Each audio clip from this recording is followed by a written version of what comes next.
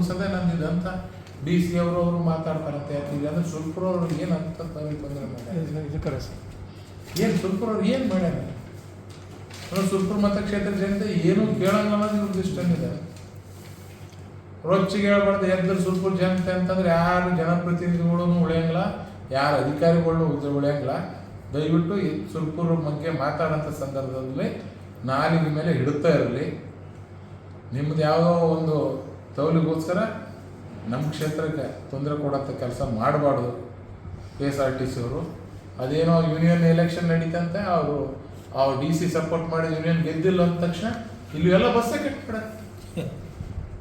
ಹಂಗೆ ತಗೊಳ್ರಿ ಹಾಕಿ. ನಾನೆಲ್ಲ ಅಫಿಷಿಯಲ್ ಅಧಿಕೃತವಾಗಿ ಹೇಳಕತ್ತೀನಿ. ಹಂಗಾಗಿ ಈ ಕಡೆ ನಿಮ್ಮ ಸುರ್ಪುರು ಹುಣಸಿಗೆ ಎಲ್ಲ ಬಸ್ಗಳು ಕಟ್ ಮಾಡಕತ್ತಾರ, ಲಾಂಗ್ ರೂಟ್ ಎಲ್ಲ ಕಟ್ ಮಾಡಕತ್ತಾರ. ಆದ್ರೆ ಏನು ಉದ್ದೇಶ?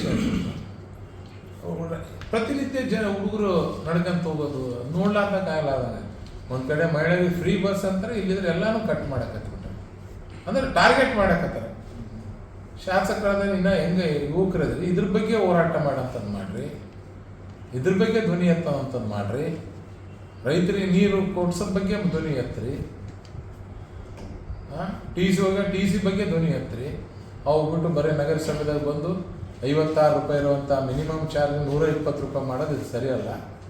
ಅಧಿಕಾರಿಗಳಿಗೆ ಕೆಲಸ ತಗೊಳ್ಳಂತಂದು ಮಾಡ್ರಿ. ಅಧಿಕಾರಿಗಳು ಕೈಗೊಂಬೆ ಆಗೋದಂತಲ್ಲ, ಅಧಿಕಾರಿಗಳ ಕೆಲಸ ಮಾಡ್ಸೋದಂತ ಮಾಡ್ರಿ. 9,800 ಮನೆಗೆ ಹೋಗಿ ಹೆಂಗೆ ನಾವು ಮೀಟ್ರ್ ಕಲೆಕ್ಷನ್ ಮಾಡ್ಬೇಕನ್ನೋ ಒಂದು ದುರುದ್ದೇಶದಿಂದ ರ್ಯಾಂಡಮ್ ಆಗಿ ಹಾಕಂತ ಕೆಲಸ ಮಾಡಕತ್ತಾರ. ರೈತರಿಗೆ ನಾವು ನೀರು ಬಿಡಂಗಿಲ್ಲ, ಏನು ಮಾಡ್ಕ್ಯಾರ ಅಂತಾರೆ. ಅಧಿಕಾರಿಗಳಿಗೆ ನಿಮ್ಮ ಮುಖಾಂತರ ಎಚ್ಚರಿಕೆ ಕೊಡ್ತೀನಿ. ರೈತರ ತಂಟೆ ಬಂದ್ರೆ ಭಾಳ ಹುಷಾರಾಗಿರ್ರಿ. ಏನು ಮಾಡಿಕೆ ಅಂದ್ರೆ ಅದೇ ರೈತರು ತೊಗೊಂಡ್ಬಂದು ನೀನು ಚೀಫ್ ಇಂಜಿನಿಯರ್ ಆಗಿರು, MD ಆಗಿರು, ಸೆಕ್ರೆಟರಿ ಆಗಿರು, ಆ ರೈತರು ಕರ್ಕೊಂಬಂದು ಅದೇ ಆಫೀಸ್ನಾಗ ಕೀಲಿ ಹಾಕಿಡೋಂಥ ಕೆಲಸ ನೀವು ಮಾಡ್ತೀವಿ. ನಾವು ರೈತರ ಬಗ್ಗೆ ಮಾತಾಡೋದು ದಯವಿಟ್ಟು ಎಚ್ಚರಿಕೆಯಿಂದ ಮಾತಾಡ್ರಿ. ರೈತರಿಗೆ ತೊಂದರೆ ಕೊಡೋಂಥ ಕೆಲಸ ಮಾಡ್ರಿ. ಕೌಳಿ ಸೀಸನ್ನಾಗ ಕರೆಕ್ಟ್ ನೀರು ಕೊಟ್ಬಿಟ್ರಿ ಅಂತಂದ್ರೆ ಅವು ಹಚ್ಕೊಂತಾರೆ. ಡ್ಯಾಮ್ನಾಗ ಇಷ್ಟು ನೀರಾದ, ಸಾಕಷ್ಟು ನೀರಾದ, ನೀರಿದ್ರೂ ವಾರ ಬಂದು ಮಾಡಾಕತ್ತೀರಿ. ಹಚ್ಚೋ ಟೈಮ್ನಾಗಾರ ಕರೆಕ್ಟಾಗಿ ನೀರು ಕೊಡೋಂಥ ಕೆಲಸ ಮಾಡ್ರಿ.